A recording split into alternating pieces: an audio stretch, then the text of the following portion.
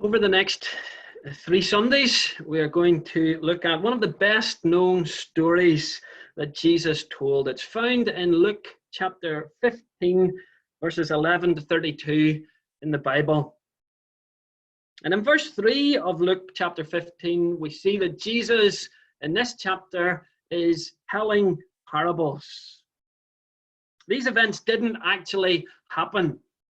This is a story from ordinary everyday life. In fact, in this case, from family life that teaches us something about God and about his kingdom and about how he works in people's lives. Some people call this the story or the parable of the prodigal son.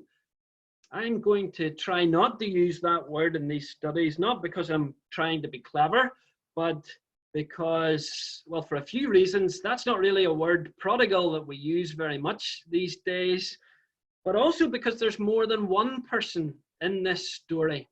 There's a dad and there are two sons. That's how Jesus begins the story. Verse 11, he said, there was a man who had two sons, and this story is just as much about the older son and about the dad as it is about the younger son. We're going to focus on one of them each time that we come to study these verses. And today we are going to focus on the younger son. And our title today is The Wild One. The Wild One. It's important for us as we begin that we notice why Jesus tells this story. Look at verses 1 and 2 of chapter 15. Now the tax collectors and sinners were all drawing near to hear him, to hear Jesus. And the Pharisees and the scribes grumbled, saying, this man receives sinners and eats with them. These Pharisees, these scribes, the holy religious men of their day, they think that they're the good guys. And they wonder why Jesus is hanging around with people who are not as good as them. And Jesus tells this story to show them that in some ways he agrees that the people he is with, they are sinners, but that's exactly the kind of people he came to rescue, and that it's more than just those people who need rescue. It's all of us. So Jesus tells this story about a dad with two sons. Both sons are lost, separated from the dad's love. They look very different outwardly, but both of them need their relationship with their dad repaired or restored. So our overall title for this mini series of studies is Still Haven't Found What I'm Looking For. That applies to all of us. We're all at some point in our lives looking for something. Some are like the younger son, looking for a good time, but make a total mess of life, hit rock bottom. Or even if you don't get that low, realize that what you've made your life all about won't actually satisfy. Others are like the older son, looking for what you think you deserve in life, what life owes you. He thinks he's got it all sorted, but he's just as far from the Father, just as far from God. Or there is the dad in the story. He's looking for both lost sons, going out to them. Jesus wants us to realize that this is a message for both kinds of people. Jesus' story is good news for those who know that they're bad, and it's vital news for those who think that they're good. So let's look at the story now. We'll focus on verses 11 to 20, the younger son, first of all, and our title, as I've said, is The Wild One. Let's notice four things. First of all, rejection. Rejection. This younger son rejects his dad, his family, the family home, their love everything. Rejection. We see that in a few different ways in these verses. Verse 12 says, the younger of them, the younger of the sons, said to his father, Father, give me the share of property that is coming to me. And he divided his property between them. Now, the way things worked in the culture of the Bible at this time, the oldest son got a double portion of the inheritance of what belonged to the father and to the family. So he got a double portion and the rest was shared out evenly. Everything that belongs to this dad is going to be split up when he dies. 2/3 to the oldest son, 1/3 to the youngest son. But notice I said there, when he dies, normally, even in our day, an inheritance is what's received when someone dies. So this youngest son is not only being greedy here for what he can get, he's not only being very disrespectful of their culture and their customs, he's also basically saying to his dad, Dad, I wish you were dead. I'm bored of waiting for you to die. Can I just have my share now? Dad, I want your stuff, but I don't want you. Just think how hurtful that would be. What a slap in the face that is, this rejection of the dad. And maybe for some of you, you've heard this story before, but you still need to allow it to shock you. Imagine that this was the grown-up child of one of your friends or family or your own children. And they came and they said, Dad, Mom, I want you to sell the car, the house, everything that you've got, and I want you to give me my share now. Give it to me now, what I would get when you die. And we would think about that it's bang out of order, that it's absolutely not on. We see more of this younger son's rejection in these verses. Look at verse 13. Not many days later, the younger son gathered all he had and took a journey into a far country. He gathered all that he had. Well, this is total rejection. He has no intention of ever coming back if he can help it. He doesn't want to need anything or need to come back for it. Verse 13 also mentions the far country that he goes to. So this isn't just a grown-up son moving out. He's not just moving to the next town or even to a nearby country. He goes into a far country. He wants to get away from his dad, from everyone and everything to do with home, from anything that reminds him of home or that might poke at his conscience. This story starts with rejection. And maybe as you listen today, there are parts of the younger son's story that don't sound like your life. In the next few verses, we're going to see that he makes a complete mess of life. He goes off the rail completely. He's a total pleasure seeker and he ends up in the pigsty. And maybe you don't feel like your life is in the gutter. If you haven't hit rock bottom and if you don't think you ever will, it's maybe the older brother that you are more like. And he's just as lost. And we'll come to study him in a few weeks. But the point that I want to make now is that even if our lives are not messed up or as messed up as this youngest son's life is about to get, if you're not a Christian, you have rejected a father just like he did. God, the Father. You've rejected his love, his authority over your life. Just like this son, you have said to God, I'm getting out of here. I don't want anything to do with you. I want to get as far away from you and from thinking about you and anything to do with you as I possibly can. And you mightn't think that life is messy. Maybe you live quite a decent life. But the Bible wants you to know that you are more like the younger son than you realize. We all You and me, we all slap God in the face when we reject him and his commands. Rejection is our first point. Recklessness is the second point we want to note from this story about the younger son in particular. Recklessness.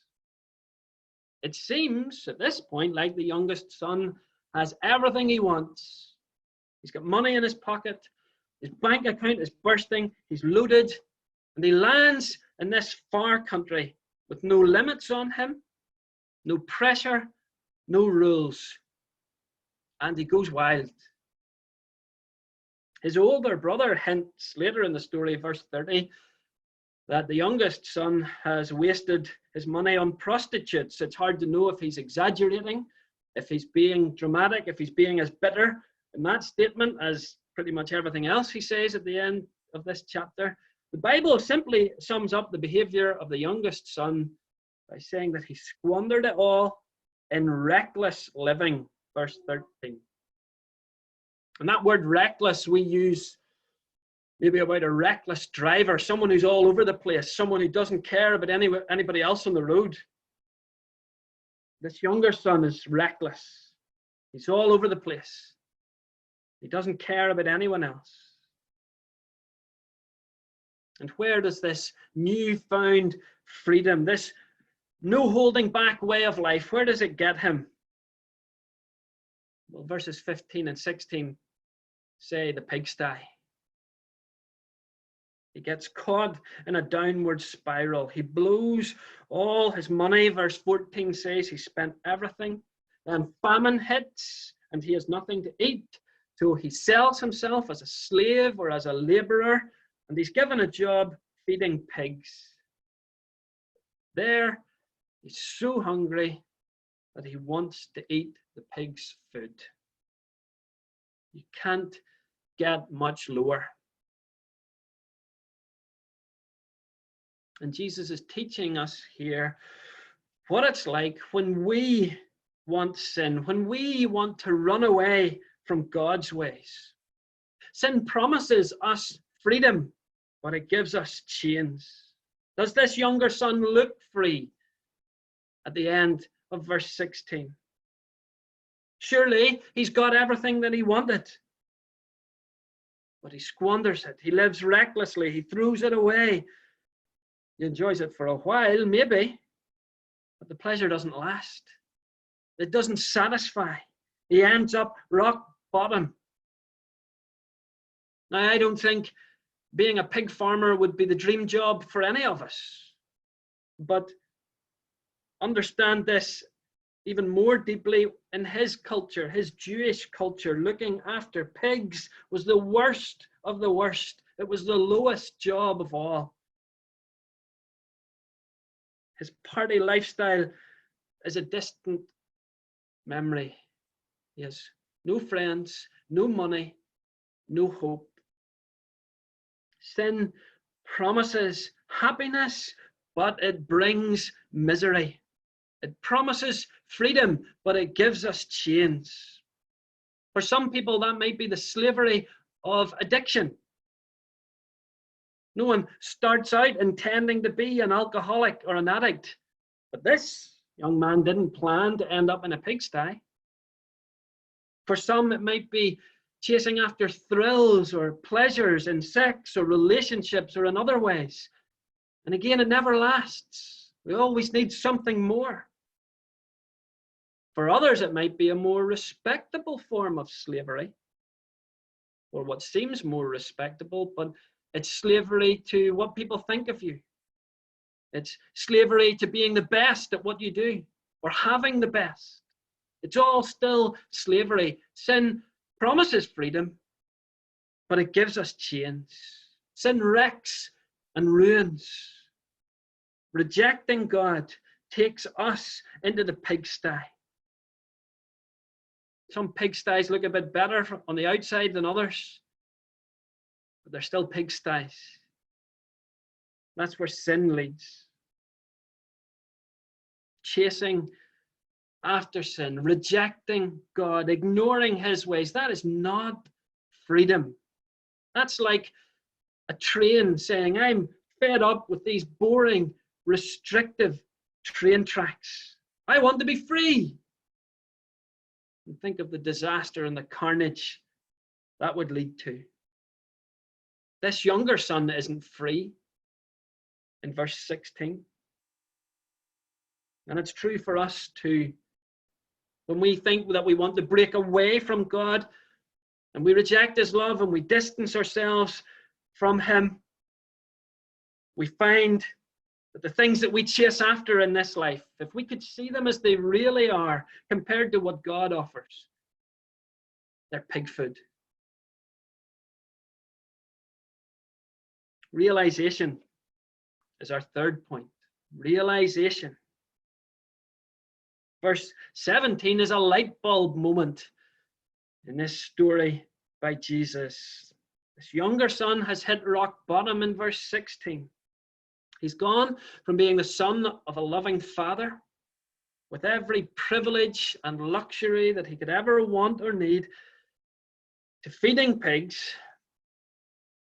And not just that, wanting to feed himself on what he's feeding the pigs. He's so desperate.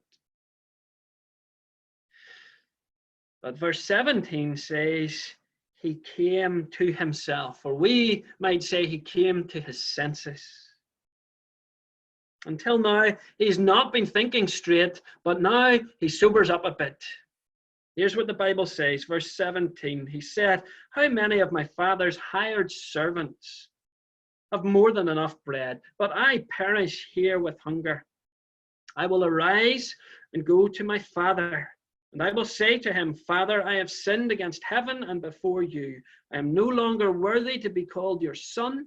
Treat me as one of your hired servants. It's as if someone holds a mirror in front of him, and he has this moment of realization. He sees the mess that he's in, and he thinks, even the lowest servant in my dad's house is better off than this. Sometimes for us, it will look like we've got it all together, on the outside anyway, but we're just as sinful, just as hard, just as distant from God on the inside. Again, that's us being more like the older son in this story, and we'll come to him in the third study. But sometimes for us, life is going wrong, and everyone else sees it except us. And we need a light bulb moment like this, a moment of realization. And it's possible that God is bringing this message from his word to you today for that reason.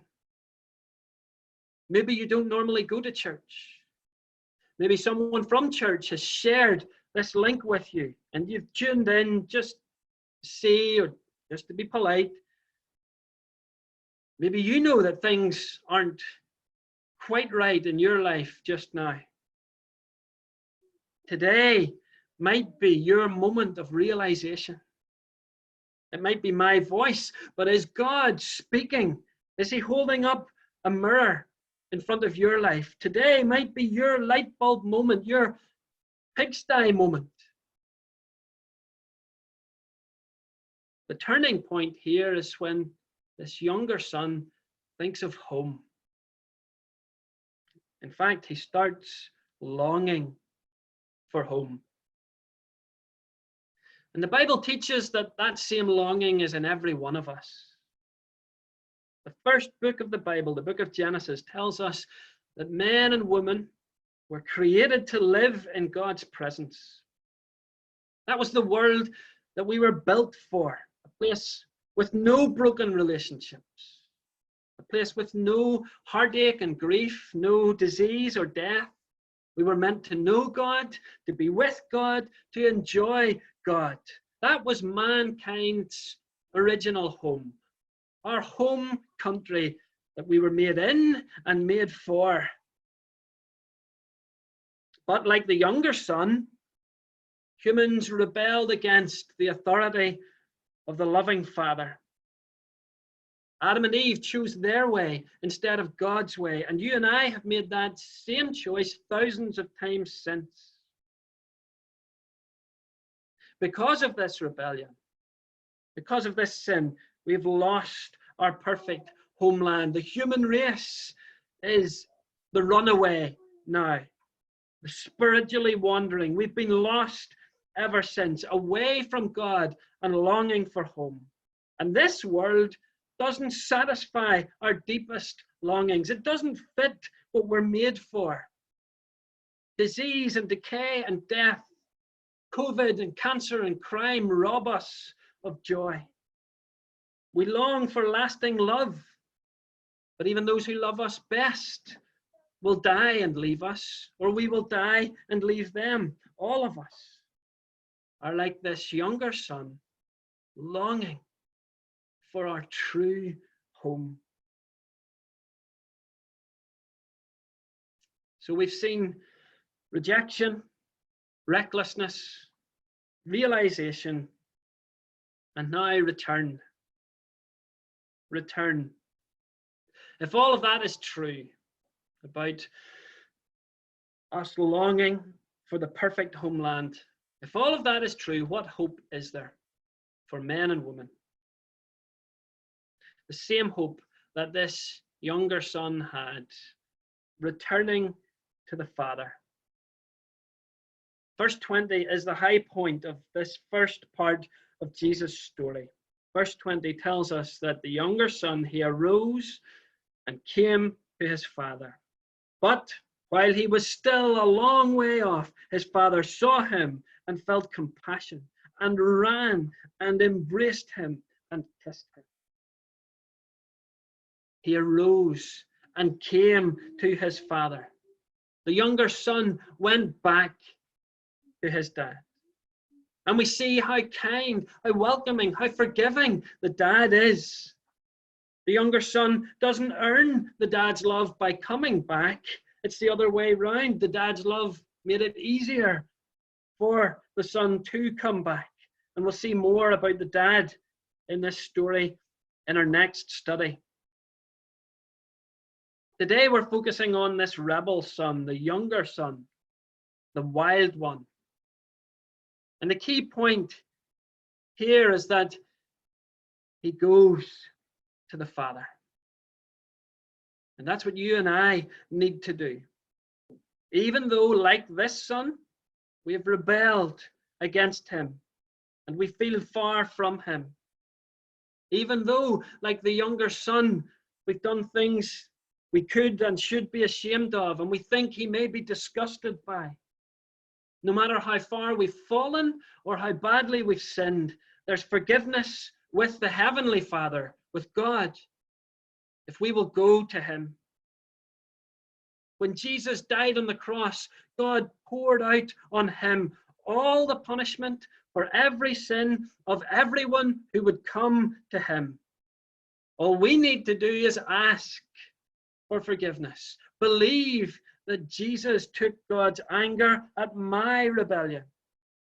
It doesn't matter who you are or what you've done.